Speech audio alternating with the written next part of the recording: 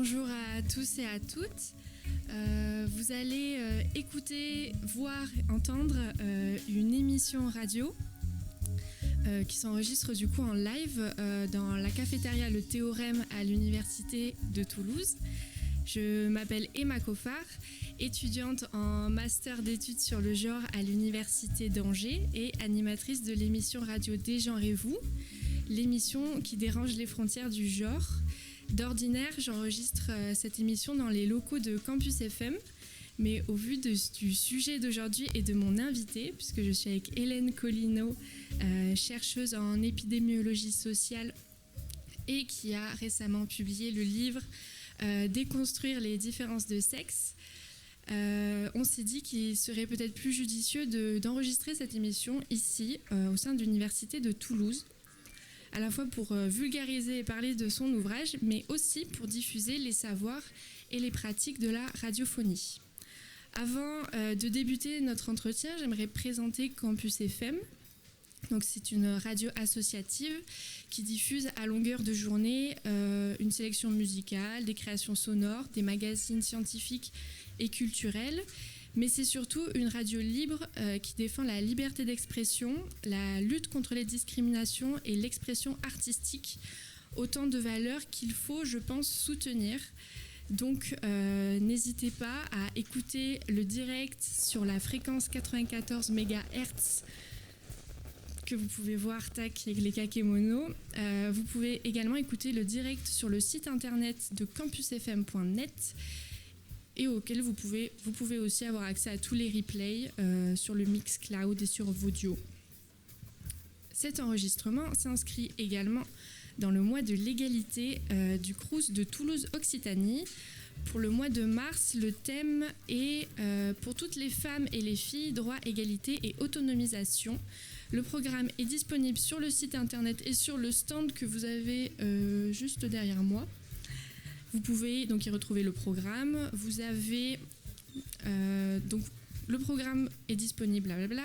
Vous y retrouverez des expositions, des stands d'information, des concerts, des jeux, des karaokés, tout plein d'événements qui mettent en lumière des initiatives locales et régionales dans la lutte contre les discriminations et qui rappellent surtout que les inégalités de genre perdurent, que les droits des femmes, et je dirais même le droit de toutes les minorités de genre, ne sont jamais acquis et dont il faut constamment se revendiquer.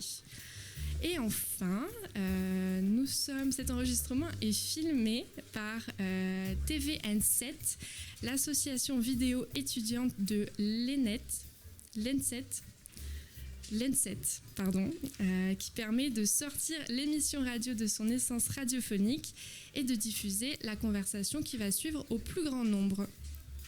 Et enfin, nous garderons un temps à la fin de cet entretien pour d'éventuelles questions. Si vous en avez, n'hésitez pas à aller voir le stand d'information ou Céline qui est juste là. Et qui nous transmettra les questions à la fin. Introduction terminée. Bonjour Hélène Collineau. Bonjour. Donc tu es chercheuse en épidémiologie sociale, médecin en santé publique et tu as récemment publié Déconstruire les différences de sexe aux éditions Double Ponctuation qui reprend les grandes lignes de ta thèse. Dans cette émission, on essaie de vulgariser un maximum tout type de savoir. Donc on va expliquer beaucoup de notions, à commencer par l'épidémiologie sociale. Est-ce que tu peux nous expliquer de quoi il s'agit ? Alors je pense que d'abord pour ça, il faut commencer par définir ce qu'est l'épidémiologie. Je pense qu'on a de plus en plus entendu parler d'épidémiologie ces dernières années avec la Covid, donc les gens connaissent un petit peu plus ce que c'est aujourd'hui, mais c'est souvent associé aux questions d'épidémie, donc de maladies infectieuses. En fait, l'épidémiologie, c'est beaucoup plus large que ça. C'est vraiment l'étude de la santé des populations. Donc, l'objectif de cette discipline, en tout cas en termes de recherche, c'est de produire des connaissances sur comment se construisent la santé, les maladies et comment est-ce qu'on peut faire pour améliorer la santé des populations. Alors la particularité de l'épidémiologie sociale, c'est que en fait on va s'intéresser à aux facteurs sociaux en fait qui impactent la santé. Donc on a par exemple de l'épidémiologie cardiologique ou pédiatrique. Donc là on va plus s'intéresser à un type de santé ou à un type de population. L'épidémiologie sociale, là on s'intéresse plus à un type de cause. Donc pour résumer, c'est en fait une pratique de recherche qui s'intéresse à comment les modes de vie, les structures sociales vont impacter la santé, le rapport aussi avec le système de soins, etc. Et donc comment ça va construire des inégalités sociales aussi de santé. Ok, parfait. Avant de parler de ce travail, j'aimerais commencer par situer tes savoirs pour reprendre la notion de Donna Haraway que tu évoques dans ton livre. C'est l'idée que la position du ou de la chercheuse peut avoir un impact, en tout cas sur la connaissance qu'il ou elle va produire. Donc toi, quand tu commences ta thèse, puisque cet ouvrage c'est le résumé, enfin peut-être pas le résumé, mais en tout cas ça reprend les lignes de ta thèse, quand tu commences cet ouvrage, où est-ce que tu en es? Quel est ton parcours? Donc effectivement, tout savoir, toute production de savoir est située. Donc je ne vais pas forcément refaire toute ma biographie. Mais donc avant de commencer ma thèse, moi j'avais fait des études de médecine. Donc j'ai commencé en 2005 en Bretagne, à Rennes, et ensuite je me suis spécialisée en santé publique. Donc c'est une discipline qui n'est pas très connue, une discipline médicale pas très connue, où en fait dès l'internat on va se spécialiser dans la recherche. Enfin, ça peut être d'autres choses, mais en tout cas moi c'était pour faire de la recherche. Et ensuite donc j'ai fait un master d'épidémiologie, et donc quand j'ai commencé ma thèse, donc j'habitais à Toulouse, j'avais déjà une thèse de médecine, et donc j'ai commencé cette thèse d'épidémiologie. Voilà. Après, je sais pas. En général, c'est vrai quand on parle de situation, on parle plutôt de comment on s'inscrit aussi dans les rapports de pouvoir. Donc voilà, moi je suis privilégiée du coup sur plusieurs plans puisque je suis je suis blanche, j'ai fait des études, donc voilà. Okay. Et qu'est-ce que donc tu dis tu as fait des études de médecine. Et rapidement, tu es tournée vers l'épidémiologie. Pourquoi ce choix-là? Pourquoi l'épidémiologie sociale en plus? Alors, c'est une bonne question. En fait, bon, pour revenir un petit peu du coup, au moment du choix de l'internat, donc en fait en médecine, donc en 6e année, en tout cas à l'époque, je pense que ça c'est encore comme ça. Donc c'était en 2012. Donc en fait on passe un concours au niveau national et on choisit la spécialité. Et à ce moment-là, en fait, je me suis dit que ce qui m'intéressait, c'était plutôt d'agir beaucoup plus en amont en fait que le soin. Ce qui m'intéressait, c'était de comprendre en fait pourquoi cette personne arrivait aux urgences, par exemple, et de faire le constat que en fait, finalement, il aurait fallu agir bien avant. Et j'avais besoin de comprendre ça, en fait, de comprendre aussi pourquoi il y a des inégalités entre les personnes. Et donc la recherche m'intéressait. Au départ, je voulais aller plutôt vers la sociologie. Après, voilà, c'est pas hyper évident quand on doit déjà mener un internat, etc. Donc, je suis allée vers l'épidémiologie. J'avais aussi une appétence pour les statistiques, pour le quantitatif, donc parce que l'épidémiologie, donc les méthodes, c'est de l'analyse de données en fait. Donc, il faut avoir un intérêt et aimer en fait manipuler les données. Donc je suis allée un peu comme ça vers l'épidémiologie, et en fait j'ai eu la chance du coup d'être à Toulouse où il y avait une équipe d'épidémiologie sociale. Parce qu'il n'y en a pas partout en France? Non, mais il n'y en a pas partout, même en Europe. C'est vraiment une discipline assez minoritaire en épidémiologie. Il y en a d'autres en France. Après, sans forcément être subjective, je pense que c'est quand même l'équipe de Toulouse qui est la plus spécialisée sur ces questions. Et je dirais même en Europe, c'est une des équipes voilà, qui est vraiment, qui se concentre vraiment sur ces questions pour produire le savoir autour de la construction des maladies et de l'impact des facteurs sociaux. Et donc, voilà, j'ai eu la chance de pouvoir travailler assez tôt pendant mon internat avec ces chercheurs et chercheuses dans cette équipe. Et donc, je me suis formée petit à petit et voilà, je suis tombée un peu dans le bain, si on peut dire. Et tu expliques donc que l'épidémiologie, c'est l'étude comment les facteurs sociaux peuvent impacter la santé. Pourquoi avoir choisi le genre comme facteur, parce qu'il en existe plein d'autres? Alors, c'est aussi une bonne question. Alors c'est vrai qu'en fait, je pense que c'est aussi historiquement l'épidémiologie sociale. Donc elle s'est développée donc avec vraiment cette question d'essayer de comprendre comment les facteurs sociaux vont venir construire la santé. Mais c'est vrai que finalement, il y avait surtout des savoirs produits à partir de l'impact de la classe sociale, du revenu. Donc plutôt des facteurs socio-économiques. Alors à la fois parce que c'est des facteurs, c'est des variables qu'on avait dans les données, et déjà pas beaucoup.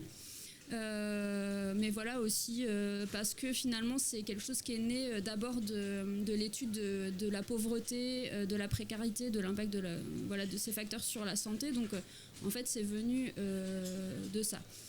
Et en fait, quand j'allais commencer ma thèse, on commençait tout juste en fait dans notre discipline à parler de ces questions-là, mais c'était vraiment très très lointain. Et j'ai eu la chance, comme j'avais déjà un financement puisque j'étais interne et donc j'avais un poste ensuite d'assistant à l'hôpital pour faire du soutien méthodologique à la recherche. En fait, j'ai eu la chance de pouvoir choisir mon sujet de thèse, ce qui n'est pas forcément très fréquent, parce que souvent, ça dépend des financements qu'on a. Donc, pour avoir des financements, il faut avoir un sujet qui colle avec les appels d'offres. Moi, j'avais déjà un poste, donc j'avais déjà un salaire, et donc je pouvais choisir mon sujet. Et donc, je m'intéressais à ces questions pour des raisons aussi personnelles, de curiosité complètement autre. Donc du coup, j'ai commencé à travailler là-dessus. Depuis, c'est quand même un sujet qui s'est beaucoup développé, beaucoup. Ça reste très marginal, hein, mais de toute façon, l'épidémiologie sociale est marginale. Mais c'est un sujet qui s'est beaucoup développé quand même dans la discipline. On travaille beaucoup avec des sociologues dans des grands projets européens, et donc voilà, ça se développe. Et aujourd'hui, on va même vers des approches plus intersectionnelles, c'est-à-dire où on croise les questions de genre, mais aussi avec les questions de classe, de niveau d'éducation, etc. Et aussi avec les questions raciales, qui est encore un sujet encore moins exploré, d'autant plus en France, où c'est aussi très difficile d'avoir des données avec lesquelles travailler. Avant de rentrer plus en détail dans ta méthode, on va faire une pause musicale en écoutant une ancienne mentorée de la Women Metronome Academy, Anaïs Rosso, avec son titre June.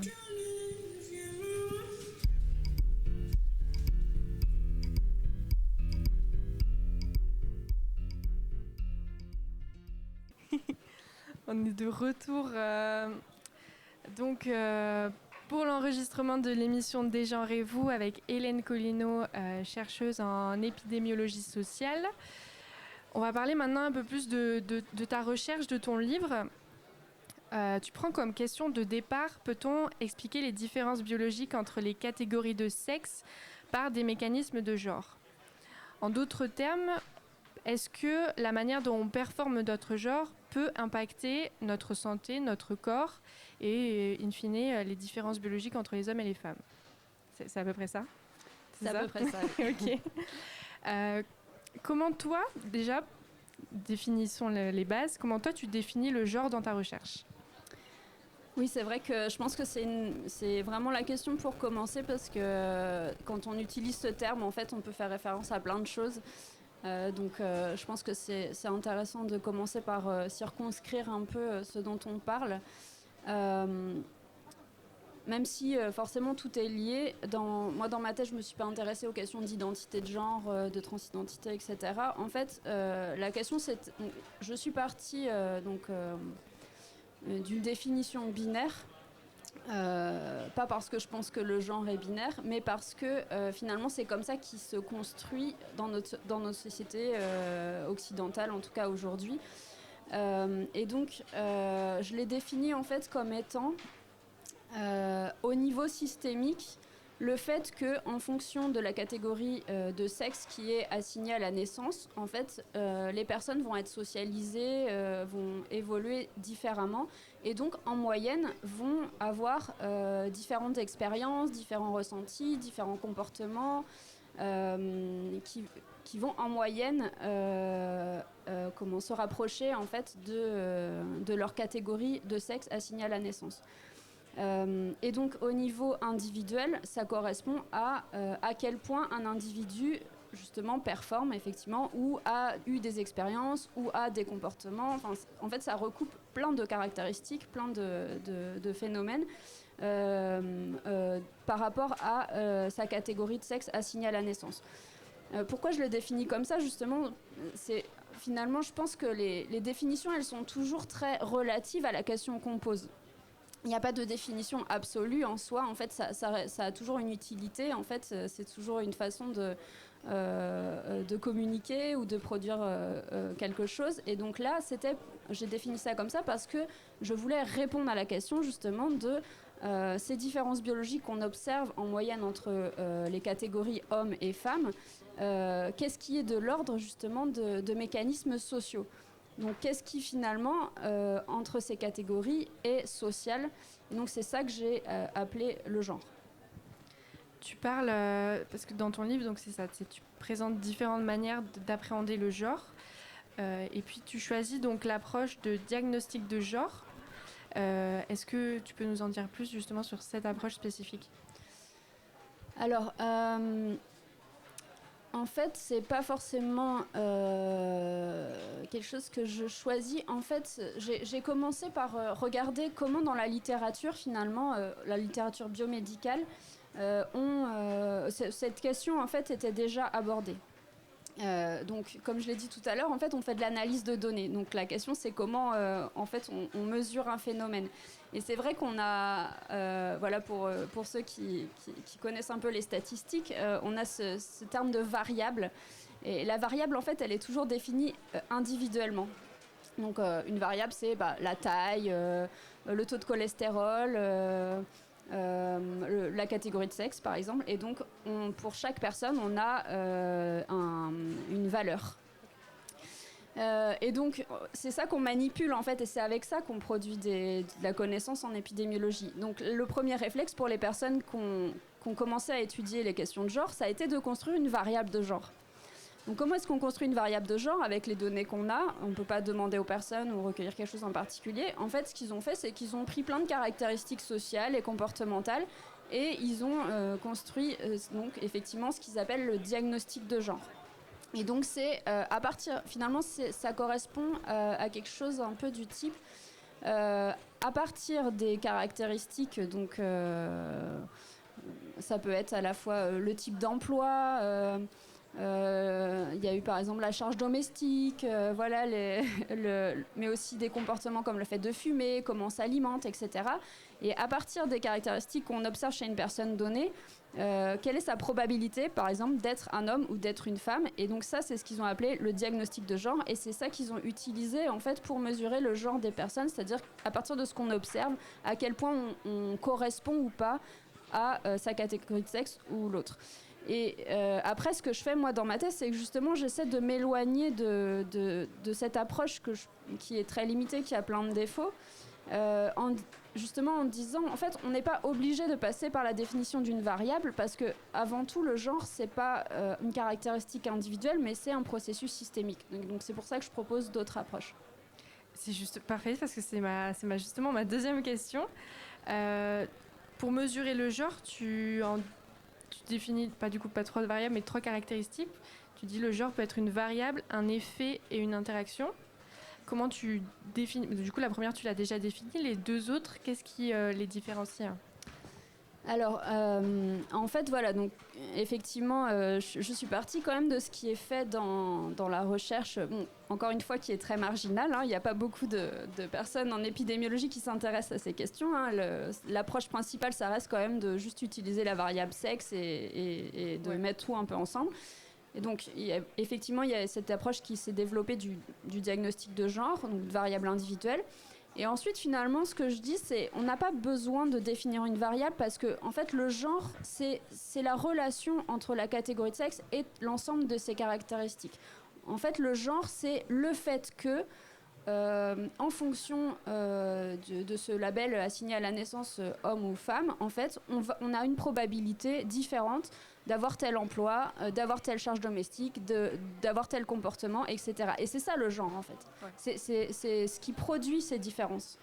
Et donc, ça, dans notre approche, en fait, quand on fait de la modélisation, on peut utiliser, en fait, cette définition et de juste, finalement, en tout cas pour répondre à la question que je posais, donc, qu'est-ce qui, des différences biologiques, passe par le genre ? Donc, c'est finalement qu'est-ce qui passe par le fait qu'en fonction de sa catégorie sociale, on ne va pas avoir les mêmes caractéristiques et donc on ne va pas construire la même biologie. Et en faisant ce type d'analyse de modélisation, donc, on évite de passer par une variable avec toutes les limites qu'elle présentait.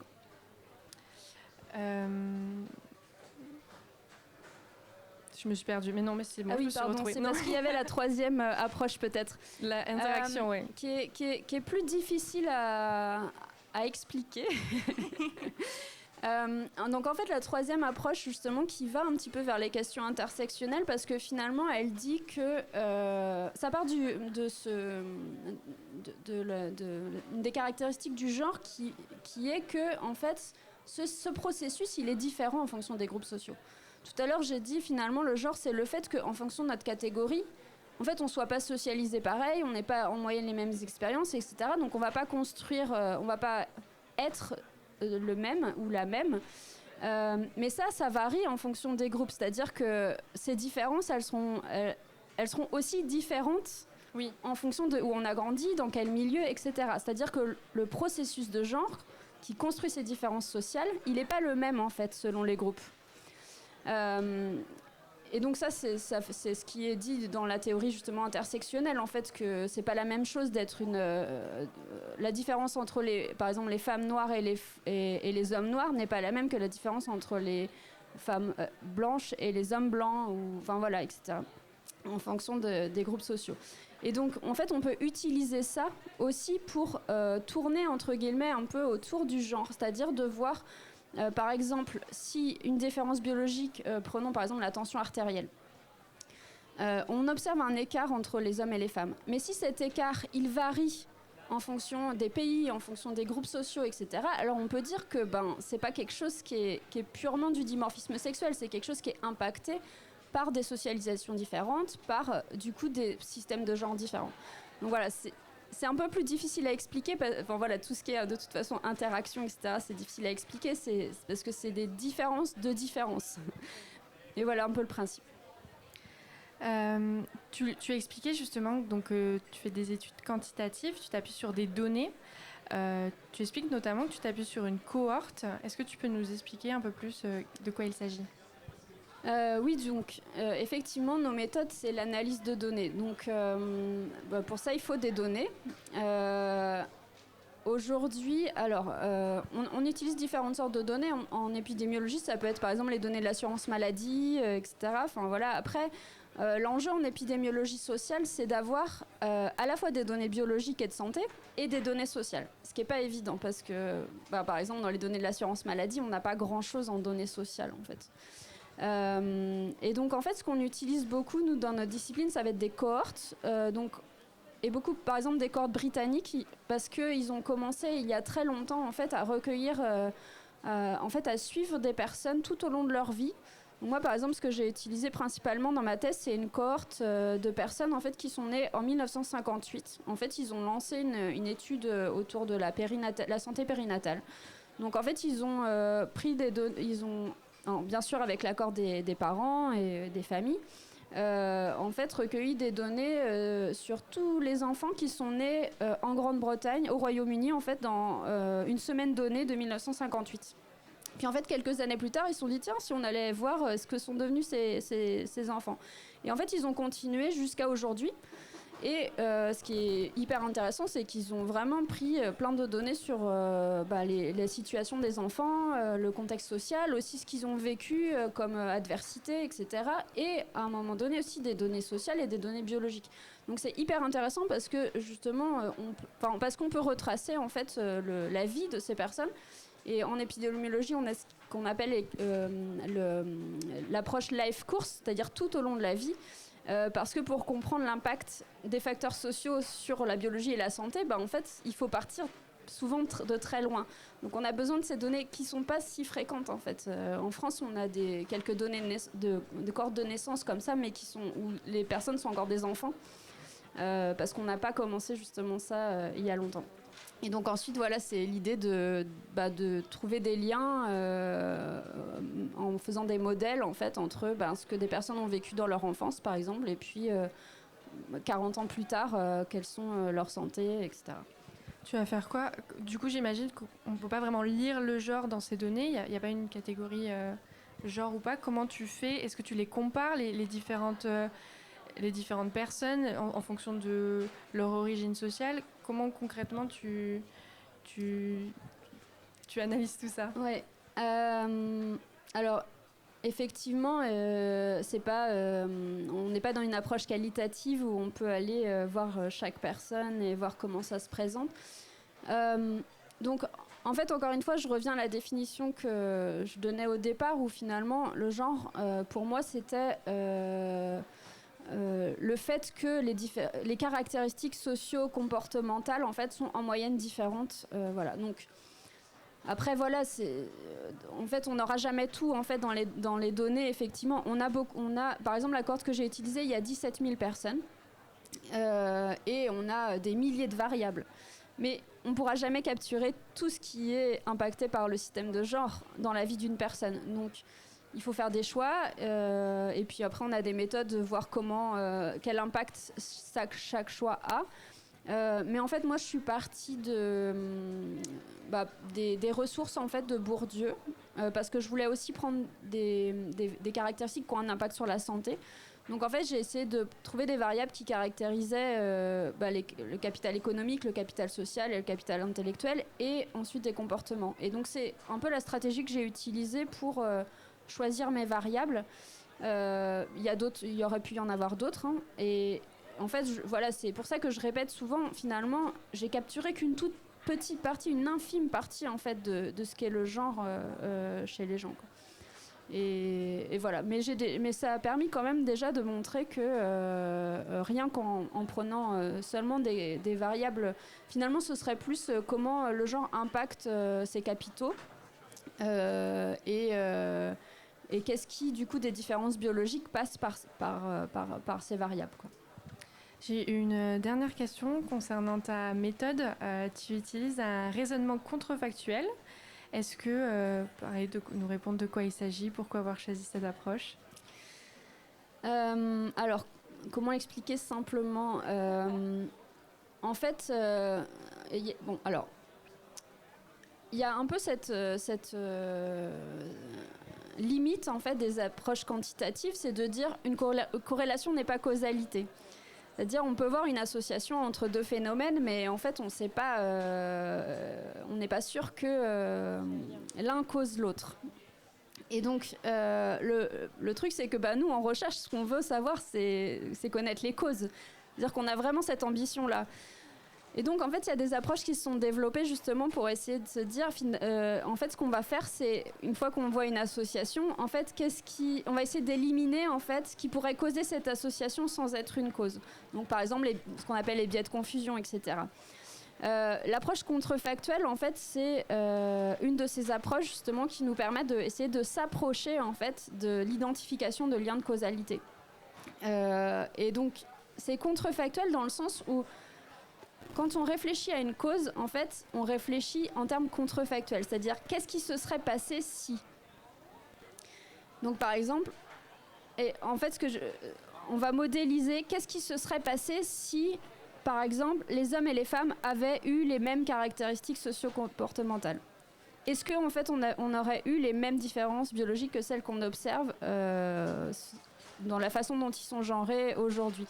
Et donc c'est une façon de formuler les choses et de les modéliser qui nous permet de répondre à des questions de ce type-là et du coup de s'approcher justement de l'identification de mécanismes causaux. Donc c'est vraiment ce que je fais en fait en pratique. C'est quelles auraient été les différences en termes de CRP, de taux de cholestérol, etc. si les hommes et les femmes avaient été genrés de la même façon, si les hommes et les femmes avaient eu les mêmes caractéristiques socio-comportementales, si le système de genre avait été le même entre les groupes sociaux, etc.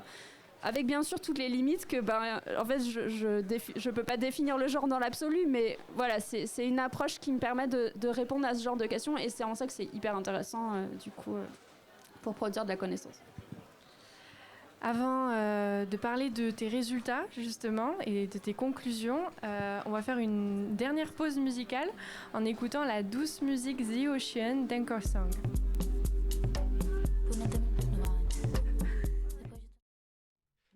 De retour donc pour cette émission enregistrée en live, émission de Dégenrez-vous issue de Campus FM.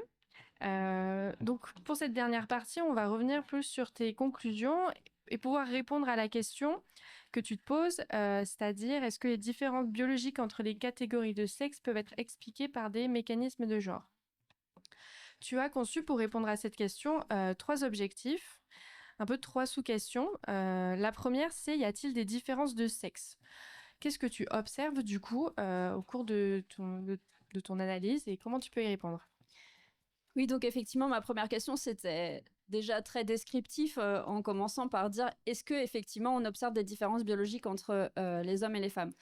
Donc oui, effectivement, quand on prend, donc j'ai pris plusieurs biomarqueurs, donc comme je disais tout à l'heure, des biomarqueurs cardiovasculaires, donc tension artérielle, fréquence cardiaque, des biomarqueurs inflammatoires comme la CRP, des biomarqueurs métaboliques, donc l'hémoglobine glyquée, le taux de cholestérol, etc., les triglycérides. Enfin, vraiment, j'ai essayé de caractériser plusieurs systèmes.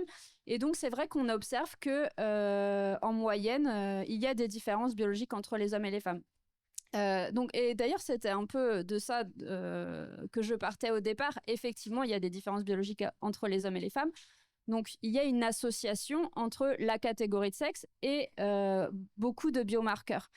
Et c'est finalement ce qui a justifié de poser la question, mais ces différences sont-elles expliquées aussi par des caractéristiques socio-économiques? C'est qu'en fait, j'avais remarqué que dans la littérature biomédicale, souvent quand on observait ces différences, c'était implicitement et sans justification expliqué par le dimorphisme sexuel.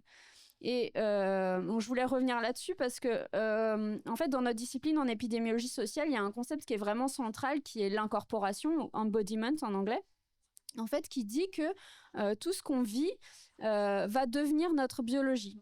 Et donc, on ne peut pas comprendre la biologie sans en fait, tout ce qu'on a vécu et tout ce qu'on vit encore aujourd'hui, parce que, en fait, notre corps, il s'adapte en permanence.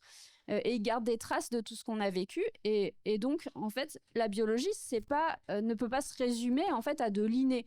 Elle s'explique aussi par toutes nos interactions avec l'environnement.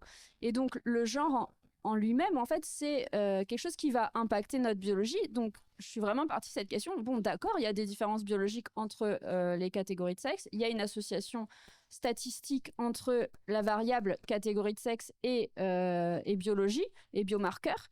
Mais on ne peut pas partir du principe que c'est le dimorphisme sexuel qui explique ça.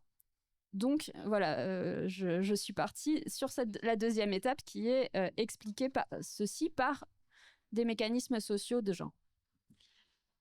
Ton deuxième objectif, ta deuxième question, c'est ces différences varient-elles lorsque l'environnement social précoce varie?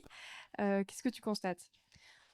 Donc oui, donc là ça fait référence à la troisième stratégie donc d'intersectionnalité, justement de regarder si ces différences sont différentes en fonction des groupes sociaux. Donc là moi dans ma base de données j'avais utilisé l'environnement social précoce, c'est-à-dire est-ce que au début de notre vie on est plutôt dans un milieu favorisé ou défavorisé et du coup 40 ans plus tard, en fait, est-ce que les différences entre les catégories hommes et femmes sont différentes entre ces groupes? Alors, en fait, ce que j'ai remarqué, c'est que, en fait, oui, ça varie. Enfin, voilà, je ne vais pas détailler tous les biomarqueurs, etc. Ça dépend des biomarqueurs et ça dépend des populations. Mais en fait, ce que j'ai observé quand même globalement, c'est que ce qu'on appelle l'adversité, donc c'est-à-dire d'avoir été plutôt dans un milieu défavorable au début de la vie, ça a plus de conséquences sur la biologie chez les femmes que chez les hommes. Donc voilà, et ça sur plusieurs biomarqueurs. Et donc, du coup, la dernière, c'est est-ce que ces différences s'expliquent par des mécanismes de genre? Et du coup, en fait, ça répond à... Oui, voilà, donc effectivement, c'était la dernière question. Et donc, ça répondait à l'objectif principal. Donc, ce que j'ai fait, voilà, c'est ces analyses de médiation dont je parlais tout à l'heure, donc en modélisant en fait quelles auraient été les différences si les personnes avaient eu les mêmes caractéristiques socio-comportementales, par exemple. Enfin, j'ai utilisé différentes stratégies et j'ai regardé en fait si justement les différences biologiques étaient réduites. Et donc, effectivement, je peux répondre à cette question en disant, en fait, on peut expliquer au moins en partie les différences biologiques entre les hommes et les femmes par des mécanismes sociaux de genre. Donc après, le sens de l'effet, la taille de l'effet, ça varie et on peut pas interpréter ce que j'ai vu dans cette cohorte de façon générale parce que c'était un âge donné, une génération donnée dans un pays donné. Et puis parce que j'ai encore une fois pas pu caractériser tout ce qui fait le genre. Mais on a pu voir effectivement que déjà, avec toutes ces limites, certes, pour certains biomarqueurs, on explique 5 à 10% des différences biologiques par des mécanismes sociaux de genre. Tu l'as dit plus tôt, le genre et le sexe en biomédecine, mais pas que, sont souvent confondus. Et je trouve que ce qui est génial avec ton livre, c'est que justement, ça invite à moins les confondre déjà et à vraiment les considérer comme deux choses différentes. Est-ce que tu as rencontré des difficultés ou tu as senti des réticences quand tu as présenté déjà ta thèse, ta recherche et surtout tes conclusions, mais que ce soit dans le cadre universitaire, mais pas que, hein? Alors, disons que les difficultés, elles sont différentes en fonction des publics, effectivement. Je pense que finalement, les difficultés principales dans le domaine... Enfin, disons, quand je parle à des épidémiologistes, par exemple, ou des gens de la recherche biomédicale, en fait, je pense que la limite principale, c'est que déjà, ils ne voient pas trop l'intérêt. Parce que effectivement, c'est souvent pas la question. Et donc, en fait, ils comprennent pas trop pourquoi je m'intéresse à ça. Mais en fait, c'est plus globalement, ça s'inscrit dans, je pense, déjà une sous-estimation des facteurs sociaux de façon générale. C'est-à-dire que c'est quand même déjà assez rare, en fait, qu'on prenne en compte même le niveau d'éducation, la classe sociale, etc. Donc, et en fait, il n'y a pas vraiment de prise en compte que ça peut être un facteur de confusion, par exemple, dans beaucoup de cas, en fait, dans beaucoup de recherches. Donc, je pense que que si je les emmène aussi sur ces questions-là, en fait, je pense que c'est surtout ça, en fait. C'est déjà d'essayer de leur montrer que ça a un impact et que c'est important, en fait, d'un point de vue purement méthodologique, en fait, que ça biaise les recherches si on ne le prend pas en compte. Donc, c'est un peu ça ma mission, on va dire. Ce qui n'est pas hyper évident. Et en plus, ça peut avoir des conséquences assez importantes. Enfin, il y a une étude qui est sortie, je crois, l'année dernière, vers mars-avril. Donc là, ce n'était pas des épidémiologistes, c'était des neuroscientifiques qui ont fait des imageries et qui ont montré en fait, qu'il y avait des différences en imagerie fonctionnelle entre les hommes et les femmes. Et en fait, ils en ont conclu qu'effectivement, le cerveau des hommes et des femmes était différent. Voilà, comme si c'était quelque chose qui était à mettre en compte sur le dimorphisme sexuel. Et ensuite, ça a des conséquences hyper importantes sur les prises en charge, la façon de concevoir les diagnostics, etc. Alors que, en fait, c'est pareil. Le cerveau, c'est comme la biologie. En fait, c'est construit aussi par le social. Donc, ça a un vrai impact, en fait, sur la production des connaissances. Ça peut biaiser les méthodologies et ça peut aussi... finalement, les interprétations sont fausses, en fait, des résultats. Donc, voilà, c'est un peu ça qui est difficile, je trouve, c'est de faire passer le message. Parce que ça commence déjà par susciter leur intérêt. Voilà. Après, en épidémiologie sociale, non, là, c'est plutôt les gens sont un peu acquis à la cause, donc les questions sont un peu différentes. Et après, du côté plutôt des sciences humaines, des sociologues, parce qu'on travaille quand même beaucoup avec les sociologues, je pense que là, c'est plus des difficultés que plutôt de comprendre l'intérêt des méthodes quantitatives pour explorer ces questions-là, en fait. C'était aussi tout l'intérêt de faire cet entretien sur ce campus, inviter à prendre en compte les facteurs sociaux, mais aussi à croiser les disciplines avec les sciences humaines et sociales. Et donc, c'était parfait. Est-ce que, Céline, je la vois partir, est-ce qu'on a relevé des questions du public? Pas forcément. Bon, bah, très bien. Et bien, cette émission va toucher alors à sa fin. Est-ce que tu voulais rajouter autre chose, peut-être, avant de terminer? Non, là, je pense à rien de spécial, mais merci en tout cas de m'avoir invitée. Je suis bien. Donc déjà, merci Hélène d'avoir accepté de participer à cet enregistrement. Donc pour présenter tes recherches et donc ce livre, Déconstruire les différences de sexe aux éditions Double Ponctuation, qui est disponible, j'imagine, je l'ai vu à la Fnac, à Cultura, donc il doit être disponible un peu partout. Merci de nous avoir écoutés, si vous nous avez écoutés. J'aimerais également remercier toutes les équipes du Crous qui ont participé à l'élaboration de ce projet, et en particulier donc à mon ancienne collègue de master et maintenant chargée égalité, Céline Vidal, qui a organisé d'une main de maître cet événement qui, j'espère, sera le premier d'une longue série. Merci également aux équipes de l'Université de Toulouse, en particulier les personnes de la cafétéria, pour avoir accueilli cette émission dans vos locaux. Émission qui n'existerait pas techniquement parlant sans l'aide et le soutien de François Berchanco, et également Thomas Delafosse, Manon Aubin et Léontine Pranière de l'équipe de Campus FM. Et enfin, un grand merci à toute l'équipe de TVN7, Néréa Frédé, Thomas Bocandé, Quentin Cruz-Depaille, Flavien Sénéchal, pour avoir répondu présent à cette émission et pour l'avoir si bien enregistrée. J'en profite avant de vous quitter pour rappeler la présence d'un stand tenu par Manon et Tia, un stand sur donc le programme du mois de l'égalité.